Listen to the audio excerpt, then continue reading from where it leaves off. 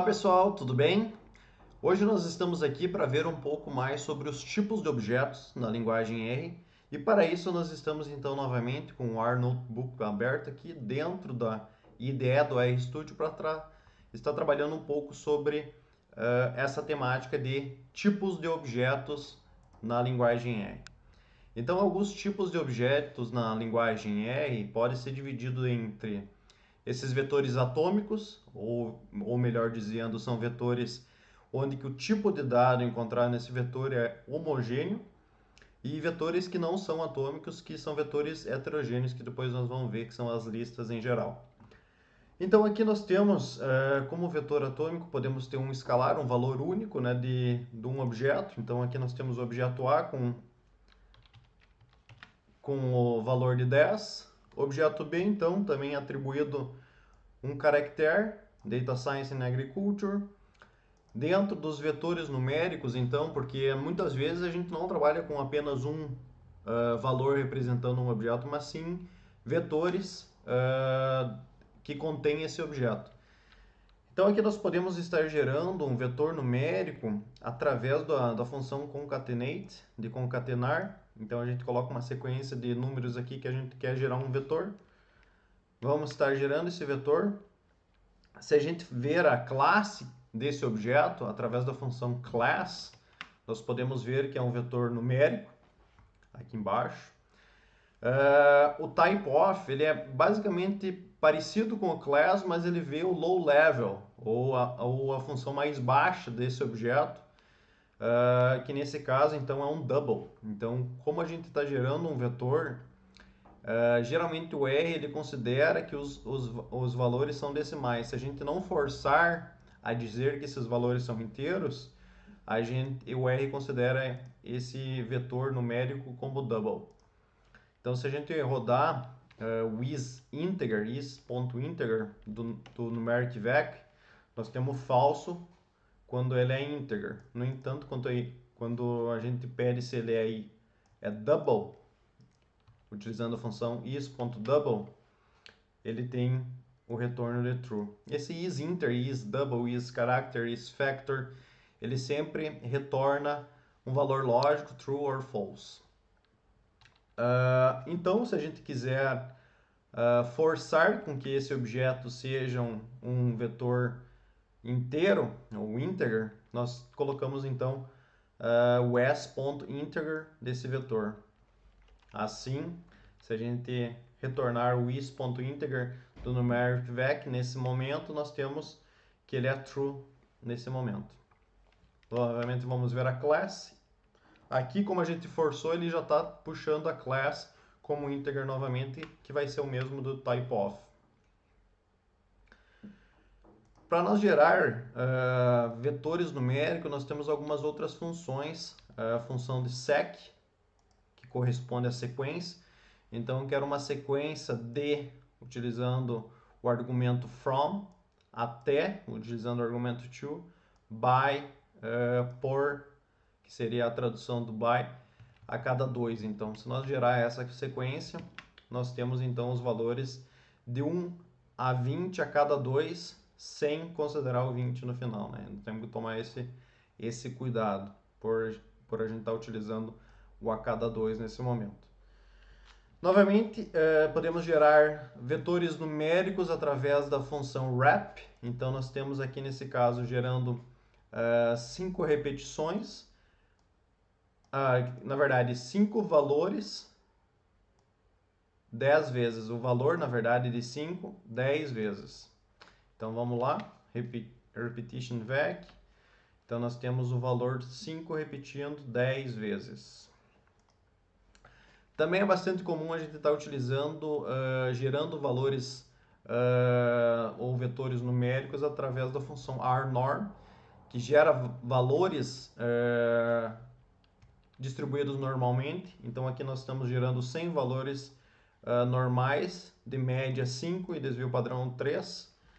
Nós podemos então visualizar esses dados através da função ist, da base do R.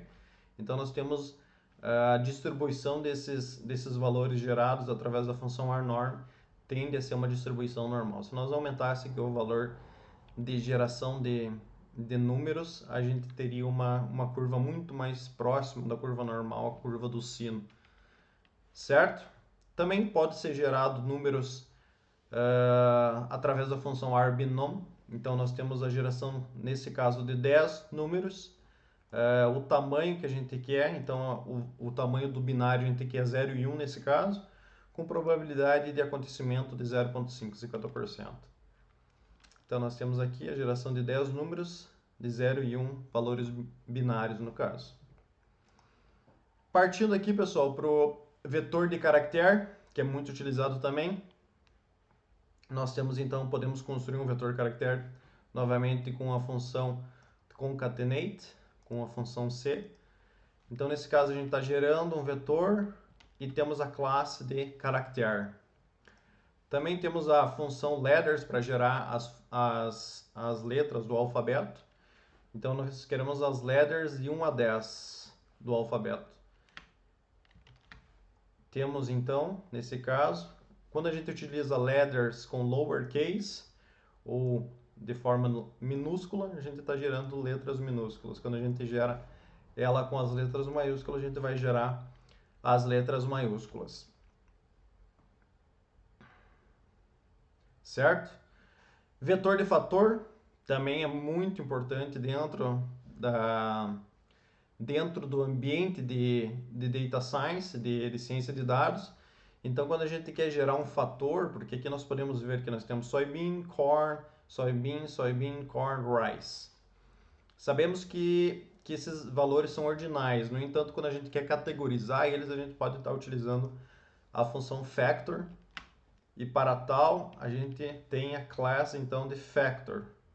Podemos estar buscando quais são os levels ou quais são os níveis desse factor. Então, nesse caso, nós podemos observar que nós temos corn, rice e soybean como níveis desses factors. Quantidade de levels que a gente tem ou quantidade de níveis, nós temos 3. Também a partir de um vetor de caractere, a gente pode estar, ou até mesmo um vetor de numérico, a gente pode estar convertendo esses vetores para fator, através do s.factor. Então, nesse caso, a gente estaria convertendo o caractere lá em cima para factor e temos a class factor nesse caso. Vetor lógico também amplamente utilizado dentro do ambiente de data science. Nós temos então aqui, podemos gerar um vetor ou até utilizar dentro de estruturas, depois nós vamos ver de data frame também. Podemos gerar então o vetor lógico, basicamente é um true or false, e a class então é logical. Vetor de data é um tipo específico de um vetor de caractere, então ele pode ser utilizado também, é bastante utilizado dentro da ciência de dados. Então a gente pode gerar o s.date, colocamos a data que a gente quer, aí vem o formato dessa data, porque as datas elas se encontram de diversas formas, né? Temos data com tempo, e nesse caso eu não coloquei o exemplo com tempo, mas temos data com tempo também.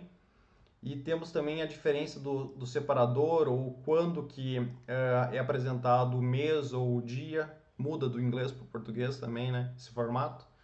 O separador pode ser a barra, pode ser o hífen, pode ser 2 pontos, e isso a gente precisa informar dentro do format do sDate. Então, nesse caso, a gente está tendo a data de hoje, da gravação desse vídeo. Então, nós podemos plotar isso e temos então essa data. Podemos colocar um mês na frente, desde que a gente coloca isso dentro do formato, como é que é na língua inglesa, ou na versão inglesa. Quando o separador entre esses argumentos dentro da data é diferente, a gente precisa reportar isso dentro do format. E também pode ser gerado isso, e a class dele é class date. E a partir disso, é possível a gente estar buscando dentro desse date o que a gente gostaria. Por exemplo, gostaríamos de saber o month de date. Qual que seria o month? ou o mês em si? É o mês de dezembro. Qual que era o dia da semana? Também podemos utilizar através do weekdays, era sábado. Qual que é o quarter? Qual que seria, na verdade, o trimestre? É o quarto trimestre, nesse caso. E o sixth day, que é que ele nos busca, então, a data do momento que está rodando esse código. Podemos estar utilizando também algumas expressões, por exemplo, o dia de hoje menos o dia que a gente gerou ali em cima. Então, coincidentemente, é o mesmo dia, então nós temos a time difference of 0 days.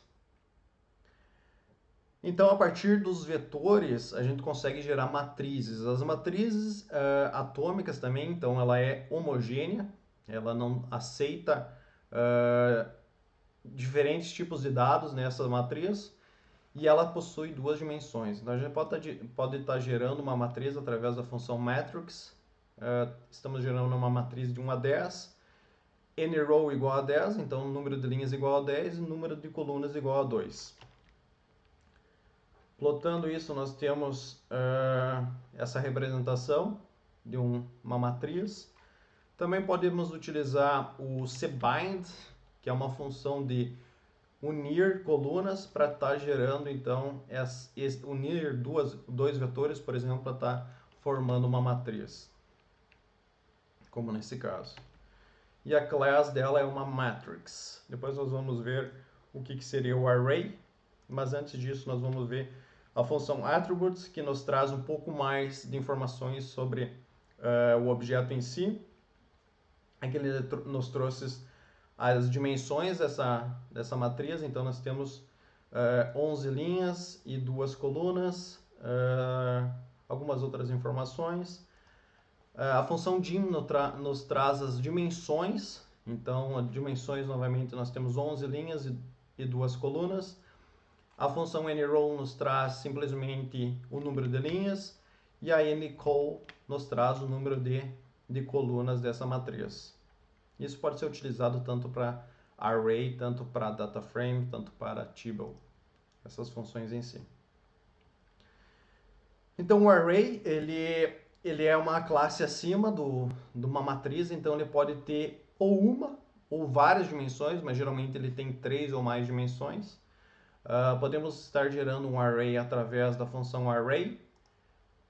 Os dados que a gente quer é de 1 a 30 e as dimensões 2, 5 e 3. Então são 3 dimensões e a gente precisa argumentar dentro dessas dimensões para estar plotando esses dados de 1 a 30. A gente vai melhor visualizar isso após a rodagem desse código. Então nós temos aqui a primeira dimensão, temos então 5 linhas, 2 colunas. A segunda dimensão, novamente, 5 linhas, 5 colunas e 2 linhas. E terceira dimensão, 5 colunas e 2 linhas novamente, que foi o que foi abordado aqui. Então, duas linhas, 5 colunas, 3 dimensões. A class nós temos então que é um array. E novamente as dimensões que nós temos é 2 linhas, 5 colunas e 3 dimensões. Então, pessoal, passando um pouco para listas, as listas elas diferem de vetores atômicos, pois a lista ela suporta valores heterogêneos, os dados heterogêneos dentro desse objeto em si. Então, nós podemos gerar uma lista onde a gente pode estar variando o tipo de dado que se encontra nessa lista. Então, nós temos aqui um caractere, e aqui um valor numérico nesse caso. Sem problema algum nesse caso, a gente consegue gerar isso. Então, nós temos aqui, então, a lista, então, e a lista, nós temos essa possibilidade de estar visualizando o que há dentro dessa lista. E nós temos, nesse caso, então, 3 diferentes dados aqui. A gente poderia estar tendo aqui um valor lógico, por exemplo. Se nós colocarmos true aqui, nós estaria tendo 3 tipos de dados diferentes nisso. Então, nós temos um valor, um vetor de caractere, um vetor lógico, um vetor numérico dentro de uma lista. O length ele nos traz o que A dentro dessa lista, então nós temos 3 argumentos dentro dessa lista. E aqui a gente vai partir para o data frame, que é o tipo de objeto mais comum dentro da linguagem A. E esse data frame é um tipo especial de lista, onde que ele não varia ou não considera diferentes comprimentos de dados. Então o data frame ele tem o mesmo comprimento de dados dessas colunas. Então nós podemos estar gerando um data frame através da função data.frame, da base do array. Então na primeira coluna a gente é nomeada a coluna de x, com os valores de 1 a 10, e na coluna y os valores de 10 a 1. A class desse objeto ele vai ser um data frame. No entanto, se a gente dá um tapeoff, ou typeoff, melhor dizendo, ele é uma lista. Então, como ele é um tipo especial de lista, ele continua, quando a gente buscar o typeoff, que é o low level desse objeto, ele nos traz que é uma lista. A gente pode dar um head, que dá a visualização iniciais das primeiras linhas desse data frame. A gente pode estar visualizando um pouco melhor o que se apresenta nesse data frame. Então aqui temos a apresentação. Já a função tail, ele dá as 6 últimas observações desse data frame. Nós vamos ter a partir do 4 até o 10, nesse caso.